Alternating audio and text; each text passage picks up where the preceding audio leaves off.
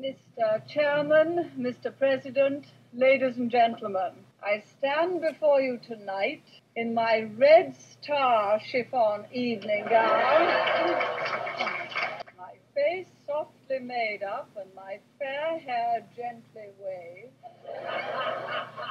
the Iron Lady of the Western world, a Cold War warrior, an Amazon Philistine, even a Peking plotter.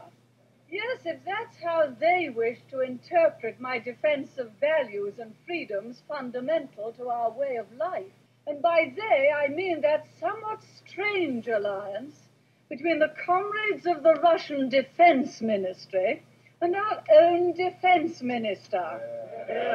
They're welcome to call me what they like if they believe that we should ignore the buildup of Russian military strength. That was Baroness Margaret Thatcher, who died recently at the age of 87, giving her famous Iron Lady speech. The daughter of a grocer, she was the British Prime Minister for 11 and a half years from 1979 to 1991. She was the first and only female British Prime Minister, and she was the greatest British Prime Minister of the 20th century next to Winston Churchill. She was called the Iron Lady. It was not a term of endearment, first by the Russians, then by the British Labour Party, who was not especially fond of her. Gradually it became the term she was known by, and she became quite proud of it because it indicated her toughness. This whole program is going to be about Margaret Thatcher, and she's a controversial figure. Everyone is not going to like what I say tonight. There are people on the hardcore left who just detest Margaret Thatcher. Whatever you thought of Margaret Thatcher, she was one tough lady. The IRA once tried to kill her with a bomb, and she just went on and held the conference she was hosting anyway. I'm going to try and confine myself to the facts, and I will acknowledge contrary opinions. As I said, Margaret Thatcher took over in 1979 at a time when England was in deep trouble financially. The economy was dominated by the public sector and by the unions, and as a conservative, Thatcher resolved to change that situation. How do you feel at this moment?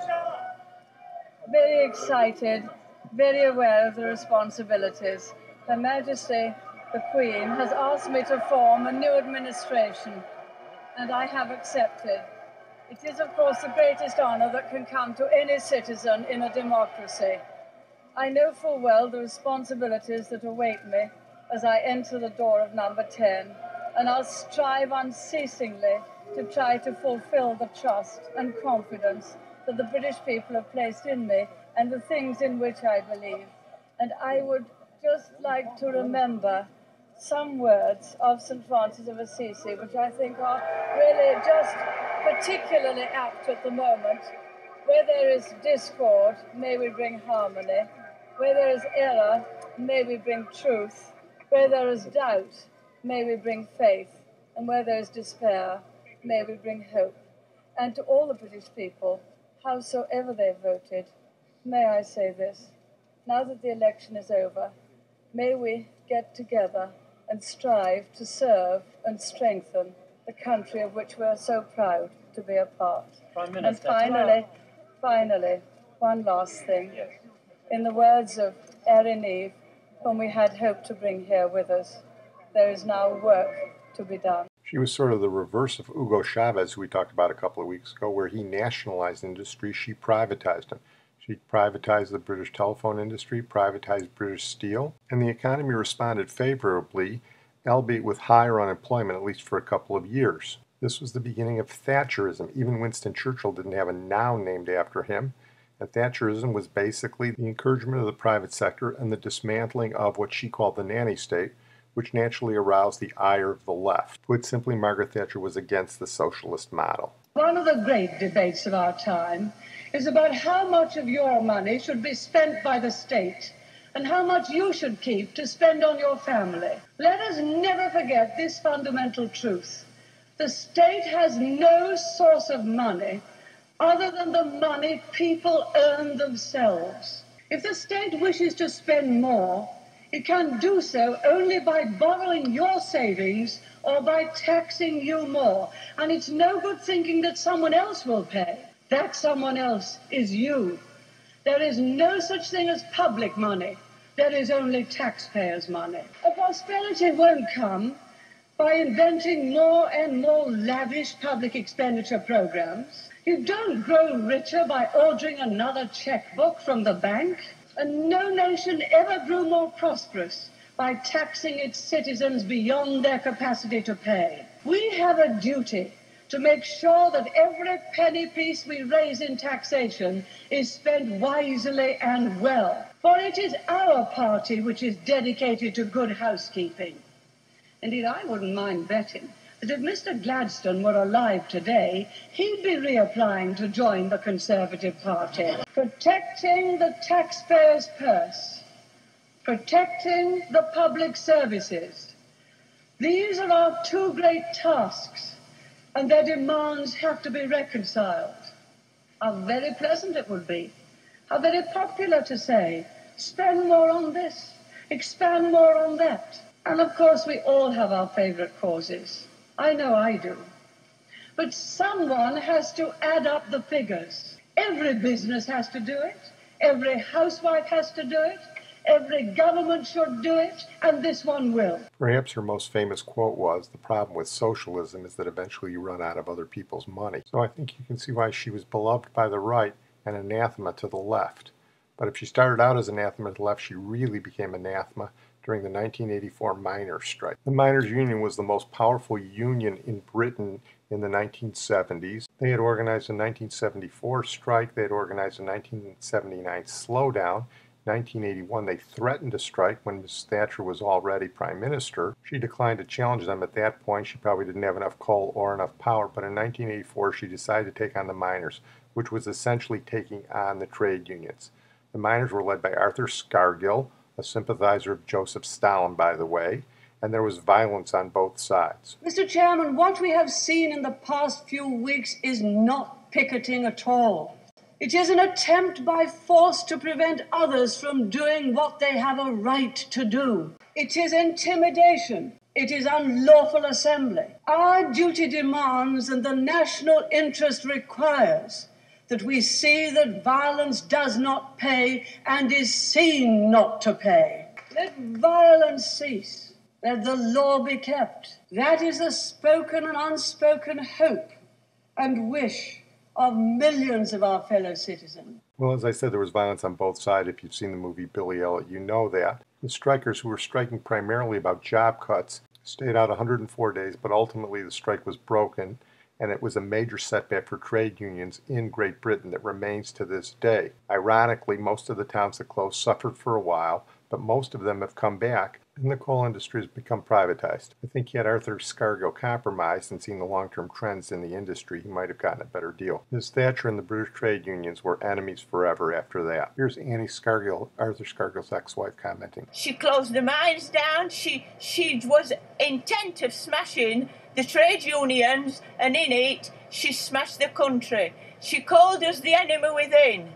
There were only one enemy within, and that was her. Your call on that one. In foreign affairs, Margaret Thatcher also had an important event occur. The 1982 Falklands War, where Argentina invaded the Falkland Islands and Britain set off to take them back. This was known as Margaret Thatcher's War. Many were against what she set out to do. Had she failed, she probably would have had to leave office. Here's a British historian commenting on the Falklands War. The Falklands War was the most testing moment of Mrs. Thatcher's extraordinary premiership. So in any treatment of her, in the future indefinitely, the Falklands War has its place.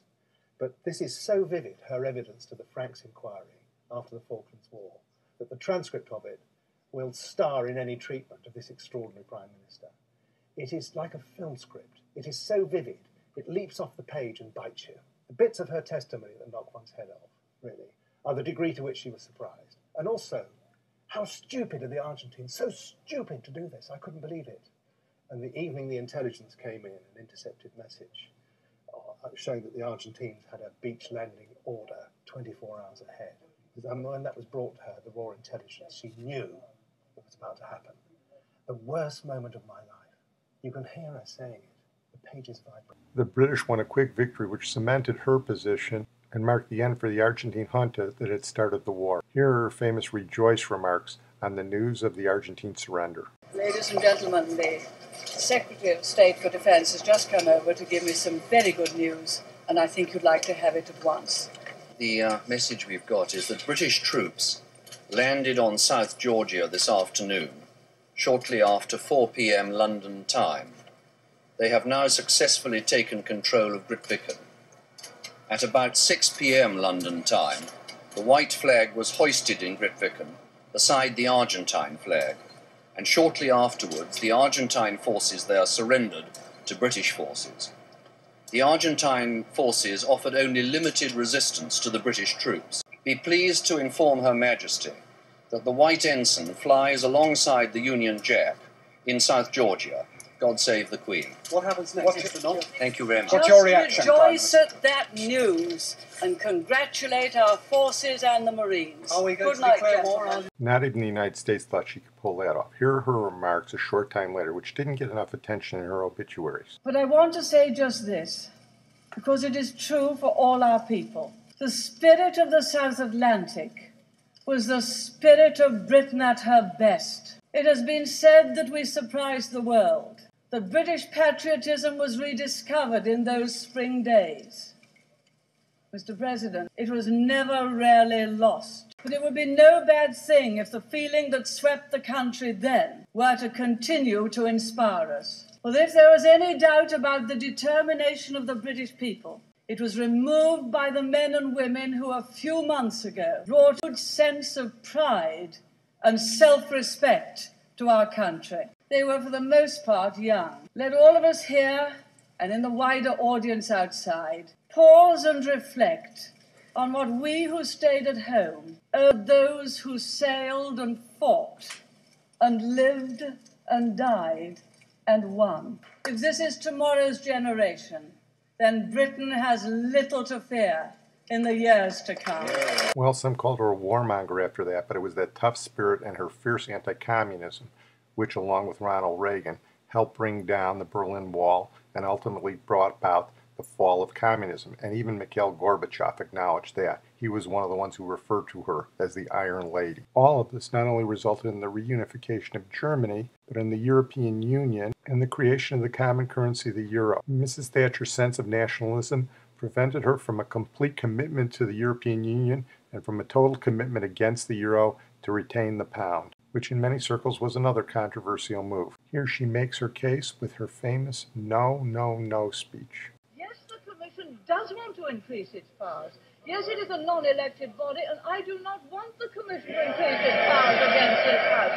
So, of course, we are differing. Of course, the chairman or the president of the Commission, Mr. Delors, said at press conference the other day that he wanted the European Parliament to be the democratic body of the community. He wanted the Commission to be the executive, and he wanted the Council of Ministers to be the Senate. No, no, no. Or perhaps the Labour Party would give all those things up easily. Perhaps they would agree to a single currency, to total abolition of the pound sterling. Perhaps, being totally incompetent with monetary matters, they'd be only too delighted to hand over the full responsibility, as they did to the IMF, to a central bank. The fact is, they have no competence on money, no competence on the economy, so yes, the right honourable gentleman would be glad to hand it all over. Should be becoming clear to you why Margaret Thatcher was not popular with everybody. However, she did compromise and join the Union in a limited fashion. Contrary to popular opinion, she was something of a compromiser in certain situations.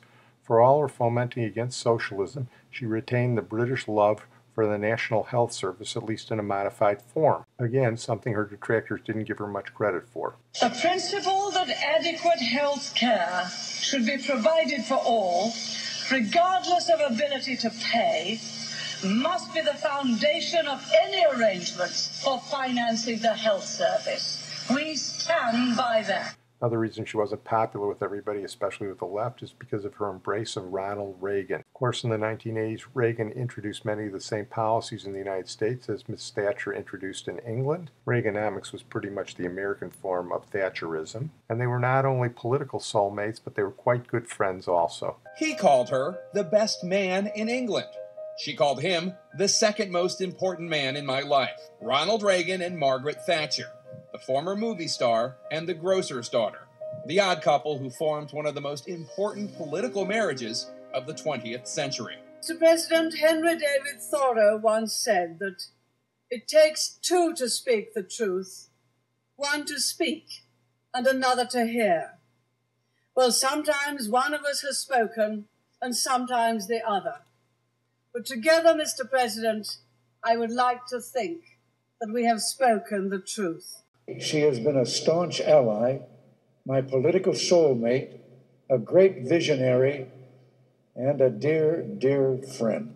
Reagan left office in early 1989, and Thatcher, after winning 3 elections, lost the confidence of her Conservative Party and stood down in 1991. Ladies and gentlemen, we're leaving Downing Street for the last time after 11 and a half wonderful years, and we're very happy that we leave the United Kingdom in a very, very much better state than when we came here 11 and a half years ago.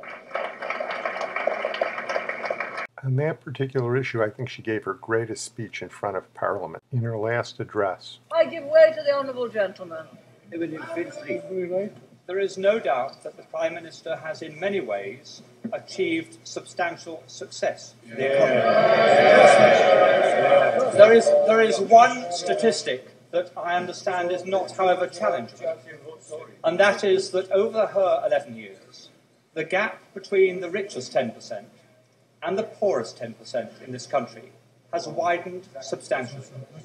How can she say at the end of her chapter of British politics that she can justify many people in a constituency such as mine being relatively much poorer off, much less well housed, and much less well provided than it was in 1979? Surely she accepts that is not a record that she or any Prime Minister can be proud of. Mr. Speaker, all levels of income are better off than they were in 1979. But what the honourable member is saying is that he would rather the poor were poorer, provided the rich were less rich. That way you will never create the wealth for better social services as we have. And what a policy! Yes, he would rather have the poor poorer, provided the rich were less rich. That is the Liberal policy. Yes, it came out. He didn't intend it to, but he did. I give way to the honourable gentleman. I'm extremely grateful. The Prime Minister is aware that I detest every single one of her domestic policies, and I've never hid that. And I think that the honourable gentleman knows that I have the same contempt for his socialist policies as the people of East Europe who have experienced it have it for theirs. I think I must have hit the right nail on the head when I pointed out that the logic of those policies are they'd rather have the poor poorer. Once they start to talk about the gap, they'd rather the gap were that. Down here. That. Not that. But that.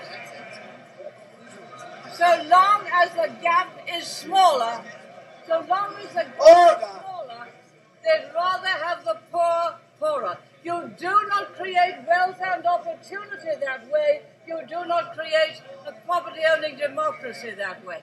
Quite a way to go out, and I think it tells you everything you need to know about Lady Thatcher. Finally, on her decision to stand down. You don't take a decision like that without it being difficult, without heartbreak. Heartbreak there may have been, but it was the right decision. But you had to get through it. Bernard Ingham, in his memoirs, has said that it was a traumatic experience. Those are his words. Yes, it was. And it would have been very strange if it hadn't been. But we got through it. Mrs. Thatcher got through it, and whatever your opinion of her was, she was one of the great historical figures of the late 20th century. I'm going to close on that note. I want to thank my producer, Sid Tepps. And as a final tribute to Baroness Thatcher, we're going to play a brief segment from Edward Elgar's Second Symphony, which was played in 1910 at the funeral of King Edward VII.